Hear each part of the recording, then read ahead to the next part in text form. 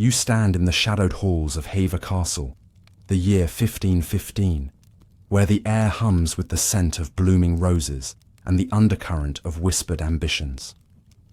Your robes brush the cold stone floor, a lowly courtier unnoticed amid the flurry of servants preparing for a noble family's ascent. Before you stands a girl, no more than 8, her dark eyes gleaming with a fire that seems to defy her tender years. Her laughter echoes through the vaulted chambers, sharp and bold, like a challenge to fate itself. This is Anne Boleyn, daughter of Thomas Boleyn, a man whose hunger for power burns hotter than the hearths warming this Kentish stronghold. Beside her, a boy of 10, her brother George, shares her spark. His grin mischievous, his hand gently tugging her braid. Their closeness is innocent, a sibling bond forged in the cradle.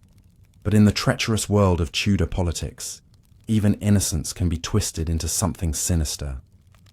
You clutch your quill, heart pounding, sensing that this child's path will lead to a throne stained with blood and accusations that would make the angels weep. The Boleyns are not royalty, not yet, but their blood carries the weight of noble lineage. Anne's mother, Elizabeth Howard, hails from one of England's oldest families, her elegance a quiet counterpoint to Thomas's ruthless ambition. Thomas Boleyn is a man who navigates the court like a hawk circling prey, his eyes always on the next rung of the ladder. A skilled diplomat, fluent in French, he has already caught the eye of King Henry VII, father of the young prince who will one day become Henry VIII. You overhear whispers in the corridors. Thomas has plans for his children, especially his daughters, Mary and Anne. They are not mere offspring, but chess pieces in a game of power, their beauty and wit to be traded for alliances and favour. As you watch Anne chase George through the castle's gardens, her laughter mingling with the rustle of leaves, you wonder how such a vibrant spirit could become ensnared in the dangerous dance of courtly intrigue.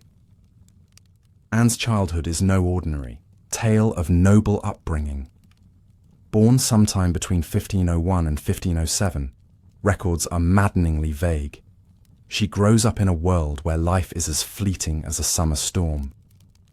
The plague lurks in every shadow, and the Tudor court is a crucible of ambition and betrayal. At Havre, Anne is taught to read, write and dance, her mind sharpened by tutors who note her quick wit and love of music.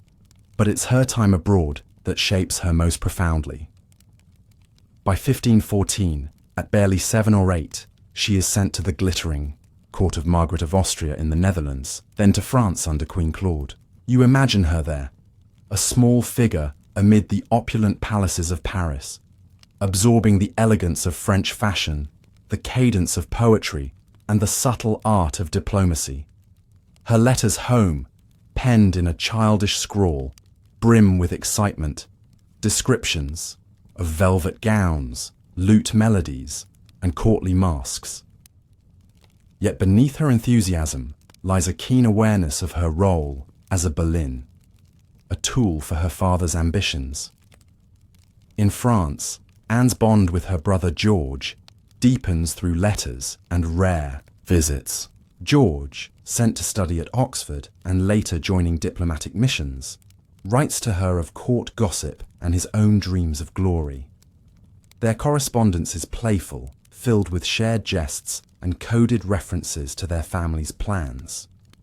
"Dear Nan," he writes in one imagined missive, "the court is a maze, but we Boleyns shall find its heart." You sense their closeness, a rare sanctuary in a world where trust is a luxury. Anne replies with tales of French courtiers, her words sharp and teasing, hinting at a mind already grasping the power of charm. But these letters, so innocent in their intent, will later be twisted by enemies into something darker, whispers of unnatural affection that would haunt their legacy. As you stand in the shadows, watching servants carry trays of spiced wine, you feel a chill. How easily love can be misread in a court where every glance is scrutinized. The Boleyn families. Rise is relentless. Thomas secures a place in Henry VIII's court after the young king's ascension in 1509, his charm and linguistic prowess earning him favour. By 1522, Anne returns to England, a polished young woman of perhaps 15, her French gowns and sharp wit turning heads.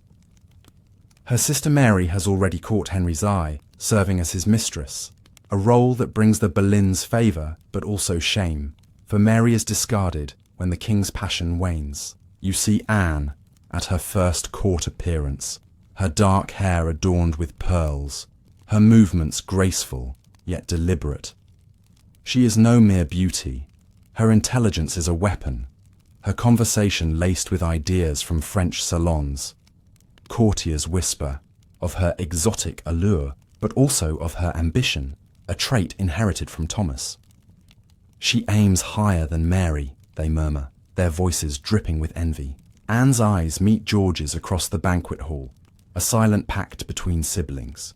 They will rise together, or not at all.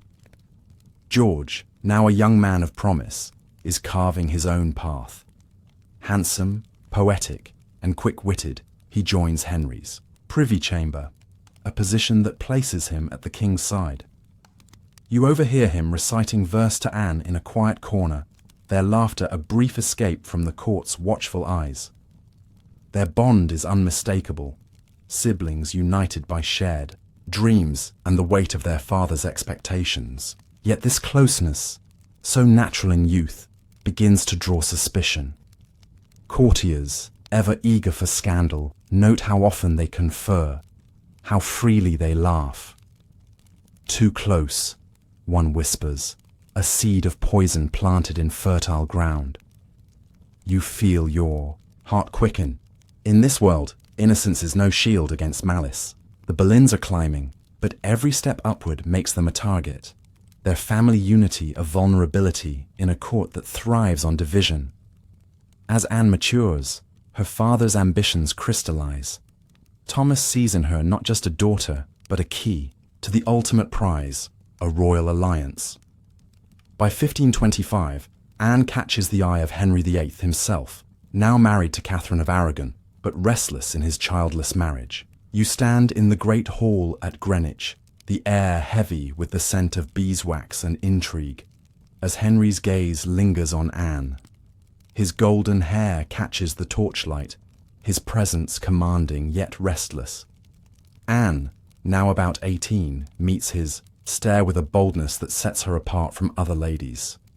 She is no blushing maiden. She refuses to be a mistress, a decision that both intrigues and infuriates the king. "I will be queen or nothing," she might have whispered to George. In a stolen moment, her voice steady with resolve. George, ever her ally, nods, his own ambitions tied to her success. Their shared dream is a dangerous one, for the king's desire is a flame that can warm or consume. The great matter, Henry's quest to annul his marriage to Catherine, begins to take shape, and Anne is at its heart. You hear the whispers, spread like wildfire. The king seeks to divorce his queen for a commoner's daughter. The court is a powder keg, with factions loyal to Catherine clashing with the Boleyn supporters. Anne's rise is a gamble, her family's fortunes resting on her ability to hold Henry's affection without yielding to his bed. George, now a diplomat in his own right, counsels her, their late-night talks filled with strategy and hope. "You are our star, Nan," he might have said, his voice warm with pride. But the court's eyes are unyielding, and every touch, every laugh between the siblings is catalogued by those who seek their downfall. You clutch your quill tighter, knowing that this is only the beginning, a tale of ambition and love that will spiral into a scandal that shakes a kingdom. This is but the first chapter of a story that will end in blood and infamy. Anne Boleyn, the girl with fire in her eyes, stands on the precipice of greatness, her brother by her side, their bond a beacon in a darkening world. But in the Tudor court, where power is a game of shadows, even the purest love can be twisted into a weapon. As you watch them laugh, unaware of the storm gathering, you cannot help but wonder, what fate awaits these siblings, whose dreams of glory will ignite whispers of incest and forbidden passion? You find yourself in the torchlit privy chamber of Greenwich Palace, 1527, where the air hums with tension thicker than the tapestries cloaking the walls.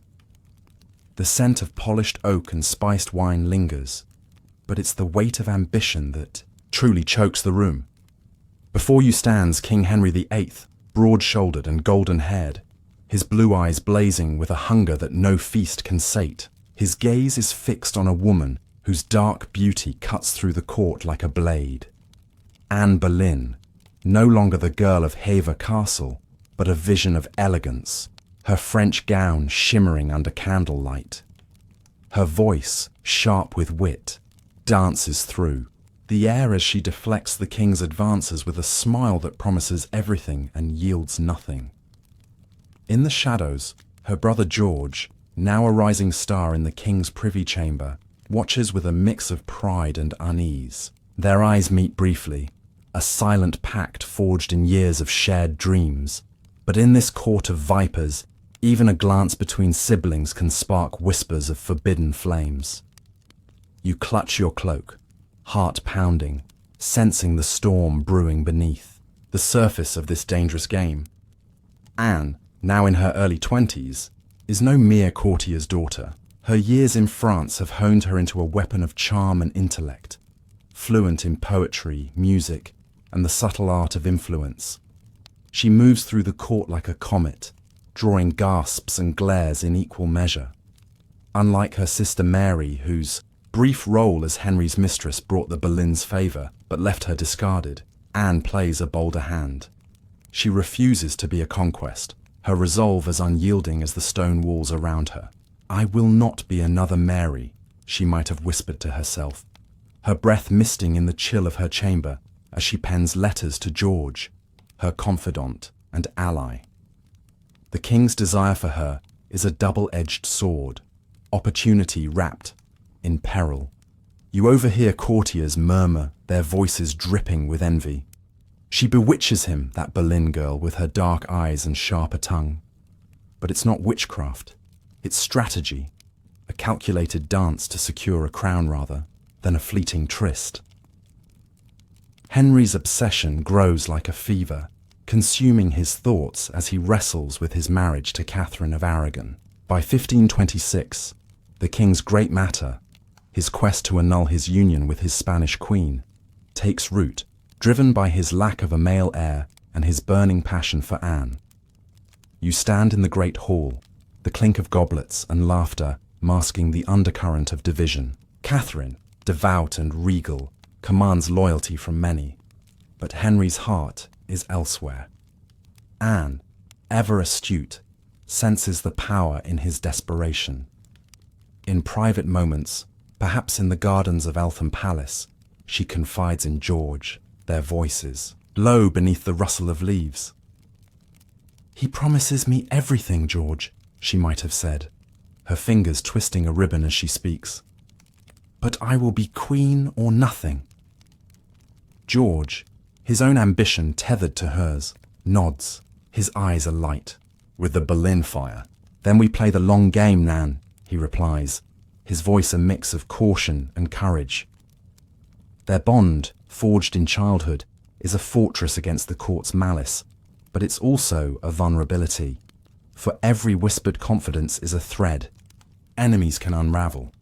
The court buzzes with gossip, a hive of intrigue where every gesture is scrutinized. Anne's refusal to yield to Henry fuels both admiration and scorn. You catch snippets of conversation as you pass through the corridors. She's no beauty like Mary, but her wit ensnares him. Too bold for a woman. And that brother of hers, always at her side, too close for comfort. These whispers, born of jealousy and fear, plant seeds of doubt that will later sprout into accusations of unspeakable sin. George, now Viscount Rochford, is a rising star, handsome, poetic, and trusted by the king. His role in the Privy Chamber gives him access to Henry's innermost counsels, a position that amplifies the Boleyns' influence, but also their enemies' resentment. You watch him jest with Anne during a masque, their laughter a bright note in the court's sombre tune. But even this innocence draws narrowed eyes. They share secrets, a lady mutters, her fan hiding a sneer. What secrets? Another replies, and the air grows heavy with suspicion. Henry's pursuit intensifies. His letters to Anne, some 17, survive, dripping with ardour and frustration. "My heart is yours," he writes, his quill scratching promises of devotion. You imagine Anne reading these by candlelight, her expression a mix of triumph and trepidation.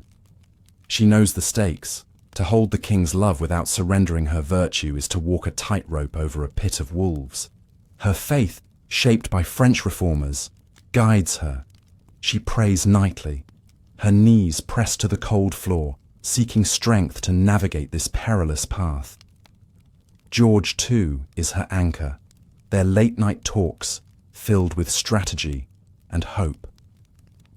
The king speaks of annulling his marriage, she might have told him, her voice trembling with possibility.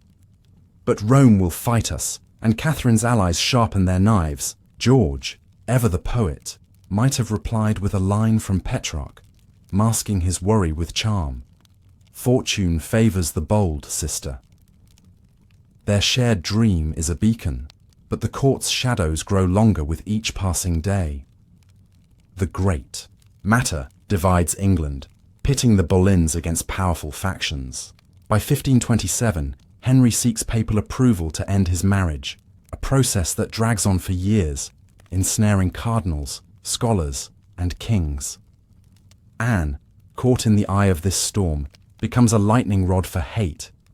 You stand in the chapel royal, the scent of incense heavy, as priests whisper of heresy and nobles plot in alcoves. Catherine's supporters call Anne the king's whore, a slur that cuts deeper than any blade. Yet Anne holds her ground, her dark eyes defiant, her conversations with George a lifeline. "They hate me because I dare to rise," she might have confided, her voice low as they walk the frost-kissed gardens. George, his loyalty unwavering, grips her hand. "Let them hate, Nan. We'll outwit them all." But the whispers grow, darker, twisting their sibling bond into something sinister. "Too close," the courtiers hiss, their words like poison seeping into the cracks of the Boleyns' foundation. By 1532, the tide turns. Henry, emboldened by Anne's promise of a son, defies Rome, setting the stage for the break with the Catholic Church. You see them at a banquet, Anne radiant in crimson velvet, Henry's hand possessive on her arm. Their betrothal is imminent, a secret known only to a few, including George. The siblings exchange a look, a silent vow to see this through. But the court's eyes never rest, and every touch, every shared smile is catalogued by those who seek their ruin. You feel a chill as you watch, knowing that this moment of triumph is but a prelude to tragedy. Anne's ascent is a gamble, her family's fortunes resting on her ability to hold Henry's love without losing herself. George, her staunchest ally, stands ready to defend her, unaware that their closeness will be weaponized against them. As 1533 dawns, Anne and Henry marry in a secret ceremony, her coronation mere months away. You stand in the crowd, the air thick, with anticipation and resentment, as Anne prepares to claim her crown. Her bond with George, once a source of strength, now draws sharper scrutiny. "They whisper of us, George," she might have said, her voice a mix of fear and defiance. "Let them," he replies, his jaw set. "We are Boleyns, and we will rise." But the court is a crucible, and love, however pure, can be twisted into a scandal that shatters kingdoms. You turn away, heart heavy, knowing that this is only the beginning of a tale that will end in blood and infamy. where whispers of forbidden passion will drown out the truth. You stand in the opulent yet oppressive chambers of Whitehall Palace, 1533, where candlelight flickers on gilded walls, casting shadows that seem to whisper betrayal. The air is heavy with the scent of lavender and wax, but beneath it lies the sour tang of fear. Before you sits Anne Boleyn, now Queen of England, her dark eyes weary beneath the weight of a crown that glitters like a curse. Her crimson gown, embroidered with gold, clings to her frame, but it cannot hide the strain etched into her face. At her side, in stolen moments, is her brother George, Viscount Rochford, his presence a rare comfort in a court that hums with malice. Their laughter, once a bright thread in the tapestry of their youth, now feels like a defiance against the gathering storm. You clutch the folds of your cloak, heart thudding, as you sense the noose tightening around the Boleyns, their every move watched by eyes hungry for their downfall. Anne's queenship, begun with such promise in June 1533, is a crown of thorns. Crowned at Westminster Abbey, her procession through London was met with lukewarm cheers, the crowd's silence louder than their applause. She is no Catherine, beloved and devout. She is the king's concubine to many, a usurper who shattered England's ties with Rome. Yet Anne is no mere ornament. Her mind, sharpened in French courts, drives her to champion reform, patronizing scholars and pushing for the Bible in English. You see her in the Royal Library, poring over texts, her quill-scratching notes as she dreams of a New England. But her heart is elsewhere, on the child she carries, born in September 1533, a girl named Elizabeth, not the son Henry craved. The king's smile fades, his love cooling like embers in a dying fire. Anne's joy at her daughter's birth is tempered by dread, her prayers whispered in the dark. Give me a son, God, or all is lost. George remains her anchor, his visits a balm to her soul. You overhear them in a quiet alcove, their voices low as they share memories of Havers Gardens. Elizabeth is our future, Nan, George might have said, his hand resting briefly on hers, a gesture of loyalty mistaken by spies as something darker. Their bond, once a shield, now draws venomous whispers. Courtiers, led by foes like Thomas Cromwell, note their closeness with narrowed eyes. Too intimate, they murmur, their words slithering through the court like serpents. Anne, aware of the gossip, holds her head higher, her defiance a beacon. She hosts masks, her laughter ringing out, but each performance is a tightrope walk over a pit of envy. You feel the air grow colder as factions align against her, their knives sharpened by her failure to produce a male heir. The year 1534 brings new trials.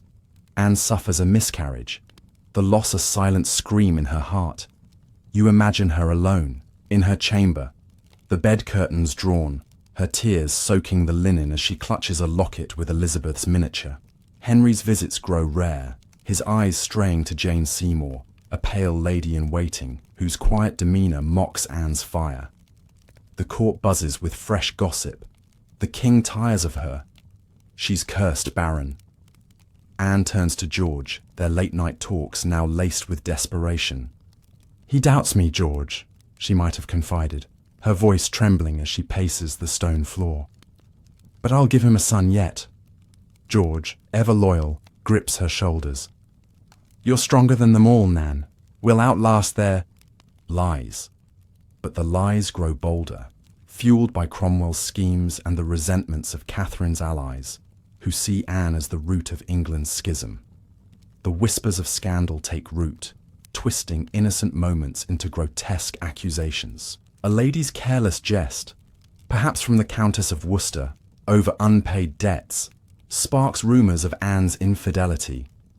Her closeness with George, once a source of strength, is now a weapon in her enemy's hands.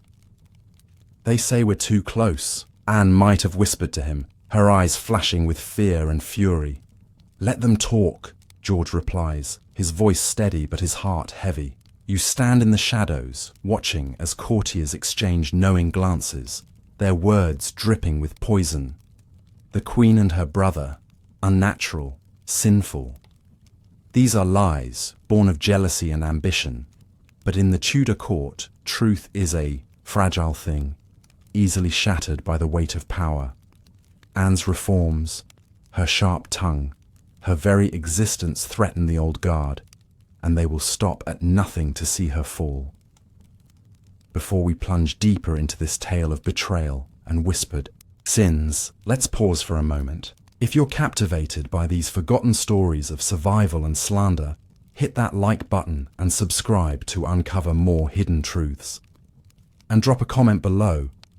Where are you watching from? It's incredible how these tales of passion and peril connect us across centuries, reminding us of the human cost of power. As Anne's crown grows heavier, the shadows lengthen, and the whispers of incest begin to echo louder, threatening to drown her in a sea of lies. The court becomes a crucible, each day a test of Anne's resilience. She pours her energy into charity, endowing schools and aiding the poor, hoping to win the people's love. But the people cling to Catherine, and Anne's every act is scrutinized. Another miscarriage in early 1536, after Henry's near-fatal jousting accident, deepens the chasm between them. You see her in the royal chapel, her knees pressed to the cold stone, praying for strength as Henry's affection slips away. George, now a key diplomat, brings her news of the court's machinations, his face etched with worry.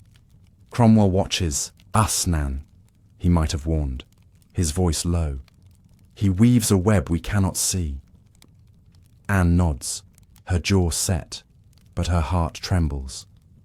The Boleyns are at their zenith, yet the ground beneath them quakes, and the whispers of forbidden passion grow, into a roar that will soon engulf them both. You stand in the shadow depths of the Tower of London, spring 1536, where the air is thick with damp stone and the echo of despair. The torchlight flickers, casting grotesque shapes on the walls, as if the very fortress mourns the tragedy unfolding. Within, the clank of chains and muffled cries pierce the silence, a grim symphony of betrayal. Anne Boleyn, once England's radiant queen, is now a prisoner, her crimson gown replaced by a plain shift, her dark eyes hollow with disbelief. Somewhere in these cold cells, her brother George, Viscount Rochford, paces, his poet's heart caged like a bird with clipped wings. The court, once their stage, has turned against them, weaving a web of lies so vile it defies the laws of nature. You clutch your hands, heart racing, as the accusations, adultery, treason, incest, tighten like a noose around the Boleyns, their bond twisted into a scandal that will echo through history. The storm breaks in April 1536, swift and merciless. Thomas Cromwell, the king's ruthless secretary, orchestrates a purge that shakes the Tudor court. It begins with Mark Smeaton, a young musician in Anne's household, dragged to Cromwell's chambers. You imagine the scene. Smeaton, trembling, under torchlight, his wrists bound, his voice breaking as torture wrings a confession from his lips. "Yes, I lay with the Queen," he gasps, his words a lie born of pain, crumbling like parchment in a flame.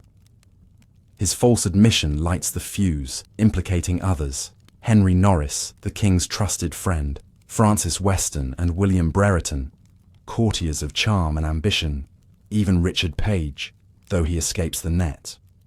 But the most shocking charge strikes at the heart of the Boleyn family. Anne and George, accused of incest, a sin so monstrous it chills the blood. You hear the whispers echo through the tower's corridors. Unnatural, depraved, a queen who betrayed her king with her own brother. The incest charge, a fabrication spun from court gossip, is as flimsy as it is horrifying. Perhaps it stems from a careless jest by the Countess of Worcester, her tongue loosened by debts or spite, or from Jane Parker, George's wife, whose strained marriage fuels speculation. No evidence exists, only misinterpreted moments, a shared laugh, a comforting touch, a late-night talk between siblings bound by loyalty.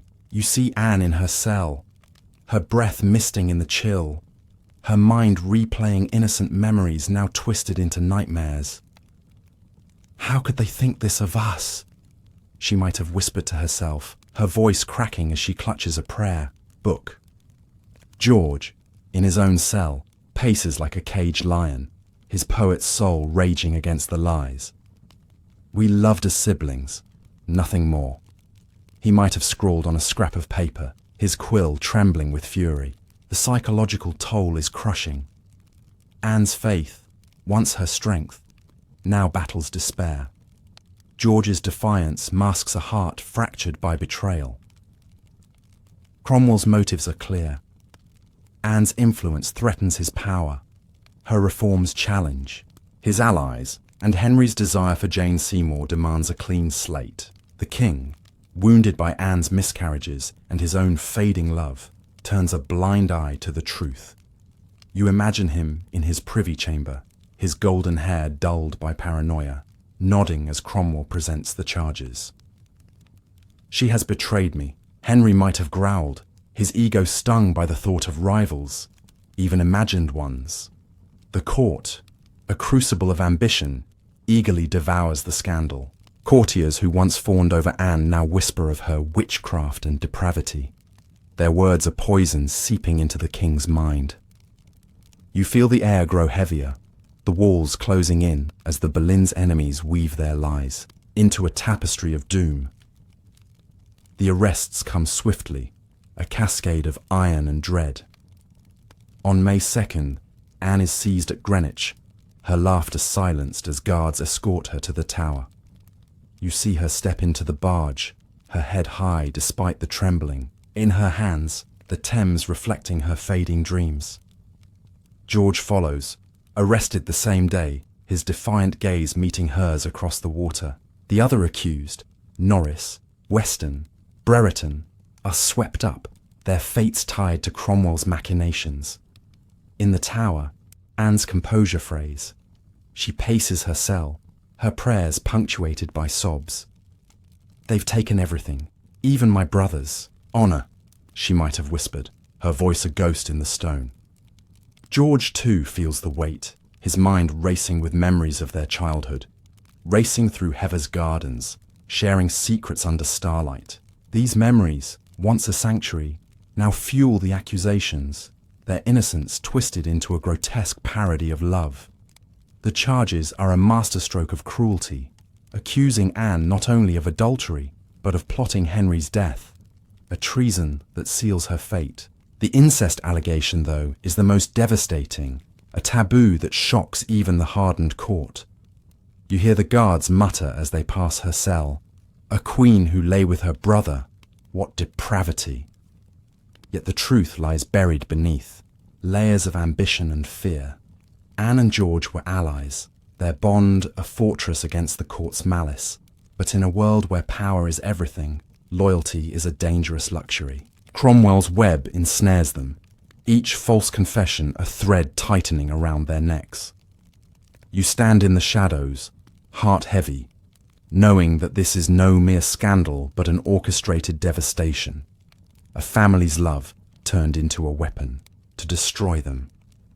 As the trials loom, the Boleyns face a court already convinced of their guilt. Anne's spirit, once aflame, flickers in the Tower's gloom, but she clings to her dignity, her prayers a shield against despair. George, too, prepares to face his accusers, his poet's heart crafting defiance in the face of lies. You feel the weight of their fate, the air thick with the scent of betrayal, and the distant clang of the scaffold being built. This is the moment where ambition meets ruin, where whispers of forbidden passion become a death sentence. The Boleyns, once poised to conquer the court, now stand on the edge of oblivion, their story a cautionary tale of love and loyalty in a world that devours both. You stand in the grim courtroom of the Tower of London, May 1536, where the air is thick with the stench of treachery, and the weight of a kingdom's judgment. Torchlight flickers on damp stone walls, casting shadows that twist like spectres of the Boleyns' shattered dreams. Before you, Anne Boleyn, once England's radiant queen, sits defiant yet pale, her dark eyes burning with a fire that refuses to be quenched. In another chamber, her brother George, Viscount Rochford, faces his own tribunal, his poet's grace a stark contrast to the chains binding his wrists. The courtroom hums with malice, a jury of enemies, handpicked by Thomas Cromwell, including their own father, Thomas Boleyn, poised to deliver a verdict written before the trial began. You grip the edge of your cloak, heart pounding, as the accusations of adultery, treason, and incest weave a noose around the siblings, their love for each other twisted into a death sentence. The trials, held between May 12th and 15, are a farce, a scripted dance of destruction. George faces his accusers first, his voice steady as he dismantles the charges with the precision of a poet. "I am no traitor, no monster," he declares, his words ringing through the hall, as recorded in chronicles. "My sister and I shared only loyalty, as God is my witness." You see him stand tall, his handsome features etched with defiance. But the jury, men like Henry Percy, who once loved Anne and now collapses under the strain, has already condemned him. The evidence is flimsy. Tortured confessions from Mark Smeaton, vague gossip from courtiers, and a single letter, likely fabricated, alleging incestuous meetings. You hear the prosecutor's voice, cold as iron, read invented dates, November 1534, April 1535, claiming Anne and George betrayed the king in their own chambers. The crowd gasps. But you know these are lies, spun by Cromwell to erase the Boleyns and clear Henry's path to Jane Seymour. Anne's trial follows, her composure a blade against the court's venom. You watch her enter, her plain gown a stark contrast to the crimson splendor of her coronation. Yet her dignity is unshaken. She refutes the charges with clarity, her voice cutting through the murmurs. "I am the king's true wife, and my brother is innocent." But the jury, stacked with her enemies, men loyal to Catherine's memory or Cromwell's purse, delivers the inevitable verdict, guilty on all counts, including treason for plotting Henry's death. The incest charge, the most grotesque, draws horrified whispers. Yet no proof exists beyond twisted interpretations of sibling affection. You imagine Anne's thoughts as she sits, her hands clasped tightly. Memories of George's laughter at Heather, now a dagger in her heart. The injustice is palpable, a wound that bleeds through the stone walls, and you feel your breath catch as the death sentence is pronounced. Burning for Anne, later commuted to beheading. The axe for George. On May 17, George faces the scaffold on Tower Hill, the spring air heavy with the scent of straw and blood. You stand among the crowd, their faces a mix of pity and morbid curiosity. As George climbs the steps, his gaze steady. He speaks, his voice clear, as chroniclers note. "I die for crimes I did not commit, but I pray for the king's soul." Perhaps, in his final moments, he thinks of Anne, whispering a line of poetry to himself. "We rose together, Nan, and fall as one." The axe falls, a sickening thud, and his blood soaks the earth. A poet silenced by lies. You turn away, the crowd's gasps echoing in your ears, knowing Anne will soon follow, her fate sealed by the same web of deceit. 2 days later, May 19th, Anne walks to her execution, her steps measured, her dark eyes calm as the dawn breaks over. The Tower. You see her on Tower Green, a French swordsman, a mercy from Henry, waiting with a blade that gleams like judgment. Her gown is simple, her hair tucked beneath a cap, but her grace is a crown no axe can sever. She addresses the crowd, her voice steady, as recorded. "I pray God save the king, and send him long to reign over you. You imagine her thoughts drifting to Elizabeth, her daughter, left to a world that will vilify her mother. "Protect her, God," she might have whispered, her breath misting in the morning chill. "And let her know I loved her." The sword flashes, a single stroke, and Anne's life ends, her blood pooling on the scaffold as the crowd falls silent. You feel the weight of her loss, a queen betrayed by a king's fickle heart and a court's cruel lies. The executions are a spectacle of injustice, orchestrated by Cromwell to bury the Boleyns' ambition. You imagine Henry, miles away in Richmond, turning from the news to Jane Seymour's smile, his conscience unburdened by the blood on his hands. The siblings' deaths are not just personal tragedies, but a warning to the court. No one rises too high without paying a price. Anne and George, bound by loyalty, were no lovers, only victims of a world that twisted their bond into a scandal. You stand in the now empty tower, the air heavy with the ghosts of their final moments, and wonder at the cruelty of a king who could sacrifice his queen and her brother to sate his own desires. The scaffold's blood dries, but the wounds it leaves fester. Anne's composure, George's defiance, these are the embers of their legacy, soon to be overshadowed by the whispers of incest that will haunt their names for centuries. You feel the chill of the tower's walls, the weight of a story that burns with the pain of betrayal. This is the climax of the Boleyns' tragedy, a tale of love and loyalty crushed by ambition and lies, a fire that consumes all it touches. You stand on the windswept expanse of Tower Green, 1536, fading into the mists of memory, the air heavy with the scent of damp earth and the ghosts of a shattered dynasty. The scaffolds are gone, the blood washed away, but the echoes of Anne Boleyn and her brother George linger like a half-forgotten song. The tower's stone walls, once witnesses to their final moments, now stand silent, guarding secrets that will haunt England for centuries. The Boleyns, once a blazing comet in the Tudor sky, have fallen, their names stained with accusations of incest and treason. Yet, from this wreckage rises a spark that will outshine their infamy. A daughter, Elizabeth, destined to redefine a nation.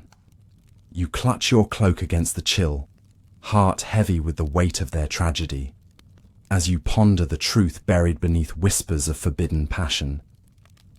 The aftermath of the executions is a cascade of ruin for the Boleyn family. Thomas Boleyn, their father, who sat in judgment against his own children, retreats to Hever Castle, his ambition reduced to ashes. Stripped of favour, he fades into obscurity, his legacy tainted by betrayal.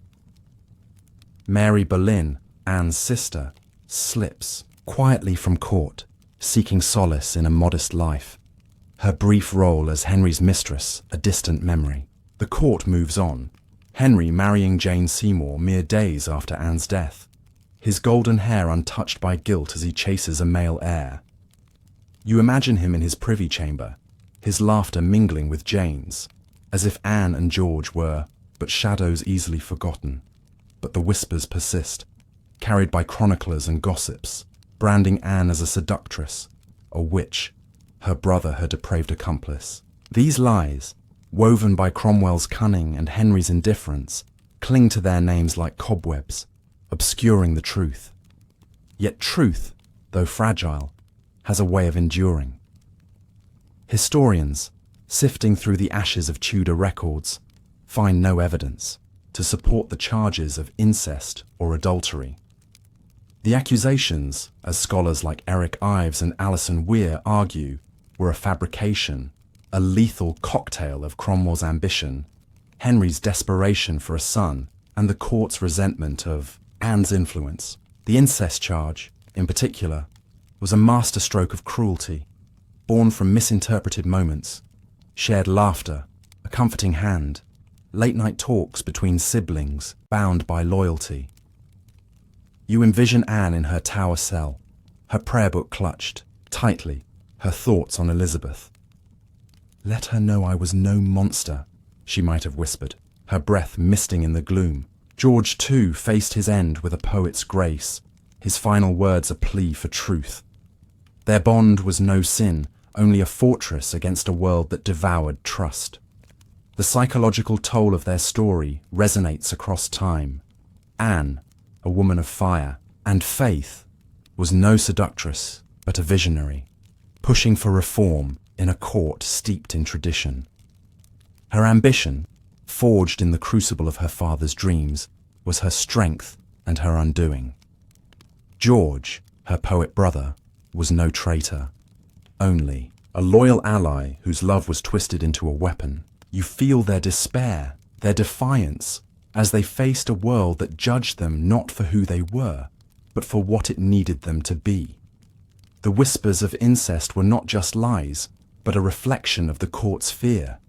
A woman who dared to rise, a sibling bond too strong for a patriarchy to comprehend. In their tragedy, you see the fragility of power, the cruelty of rumour, and the enduring pain of betrayal. From this darkness, a light emerges. Elizabeth, Anne's daughter, only 2 years old at her mother's death, grows up in the shadow of scandal. You imagine her as a young girl, her red hair catching the sun, hearing whispers of her mother's shame yet clinging to fragments of truth. By 1558, she ascends as Elizabeth I, a queen whose brilliance will eclipse the lies that felled her parents. Her reign, a golden age of art and exploration, is Anne's true legacy, a testament to the strength that flowed through her blood. Elizabeth, though never publicly defending her mother, ensures her memory is preserved in subtle ways, patronizing scholars who question the charges, fostering a court where wit and reform echo Anne's spirit. You see her in her privy chamber, a miniature of her mother on her desk, her eyes gleaming with the same fire that once burned in Anne's. The Boleyn story is a cautionary tale, a mirror held up to the dangers of ambition and the power of lies. You stand in the quiet of Tower Green, the wind carrying whispers of their names, and reflect on the human cost of power. Anne was no depraved queen, only a woman who dared to dream beyond her station. Her love for her brother a beacon in a world of shadows. George was no villain, only a poet whose loyalty cost him his life. Their tragedy reminds us that history is not just a record of events, but a tapestry of human hearts, torn by envy and woven with courage. What if Anne had borne a son? What if George had escaped Cromwell's net? These questions linger, unanswered, inviting us to look deeper, to seek the truth behind the scandal. As you turn from the tower, the stars above seem to whisper their story, a tale of love and loss that transcends centuries. Anne and George, bound by loyalty, were victims of a court that feared their fire.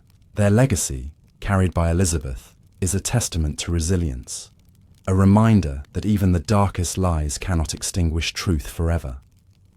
So let us remember them, not as the scandal sheets painted them, but as siblings who dared to rise only, to be consumed by a world that could not bear their light. Drop a comment below.